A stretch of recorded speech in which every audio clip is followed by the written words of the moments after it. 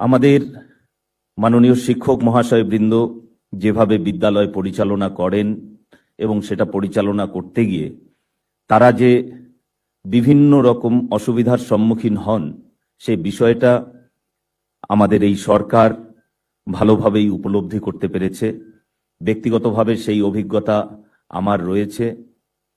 সে কারণে আমরা অত্যন্ত দ্রুততার সঙ্গে কেন্দ্রীয় সরকারের যে দেওয়া অর্থ এবং তার সঙ্গে রাজ্য সরকারের যে অর্থ দেওয়ার কথা সেটিকে সঙ্গে নিয়ে আমরা অত্যন্ত দ্রুততার সঙ্গে এই কম্পোজিট গ্রান্ট দেওয়ার ব্যবস্থা করলাম।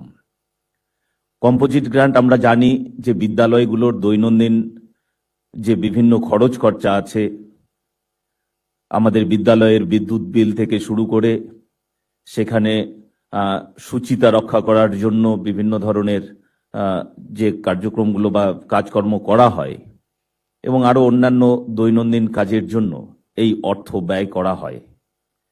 সেক্ষেত্রে সাধারণ ছোট স্কুলগুলো বিশেষত প্রভূত অসুবিধার সম্মুখীন হয়। তারা কোথা থেকে অর্থ পাবে দৈনন্দিন খরচ খরচার জন্য সেটা তারা বুঝে উঠতে পারে না, যার জন্য অনেক সময়ই তাদেরকে নিজেদের পকেটের পয়সা খরচ করে বিদ্যালয় পরিচালনার জন্য তাদের অর্থের যোগান দিতে হয়। সেই জায়গা থেকে যাতে স্কুলগুলোকে বের করে নিয়ে আসা যায় তার জন্যই মূলত এই কম্পোজিট গ্রান্ট। আজকের এই কম্পোজিট গ্রান্ট ৮০,৩৭৫টি বিদ্যালয়ে দেওয়া হলো এবং 296.64 কোটি টাকা এই অর্থ সমস্ত বিদ্যালয়ে প্রেরণ করা হলো।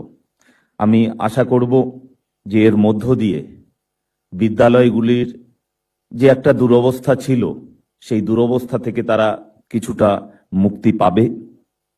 আমরা অতি অল্প সময়ের মধ্যেই বিদ্যালয়গুলিতে যে বিভিন্ন গ্রান্ট, বিশেষত অতিরিক্ত শ্রেণীকক্ষ নির্মাণ, এছাড়া আমাদের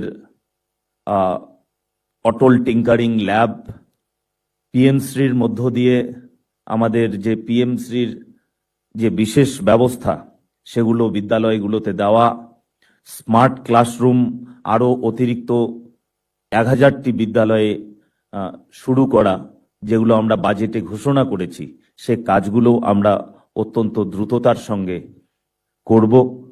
এবং সর্বোপরি আমাদের এই সরকারের পরিষ্কার একটি উদ্দেশ্য এবং লক্ষ্য আছে। আমাদের লক্ষ্য ছাত্রছাত্রীরা আজকের দিনের উপযোগী করে তারা যেন শিক্ষা পায় তার জন্য বিদ্যালয়গুলোকে প্রস্তুত করা, এবং সেই লক্ষ্যে অবিচল থেকে আমাদের সরকার এগিয়ে যাচ্ছে। মাননীয় মুখ্যমন্ত্রীর দিশা নির্দেশে আমরা সেই কাজ নিরবিচ্ছিন্নভাবে করে চলেছি।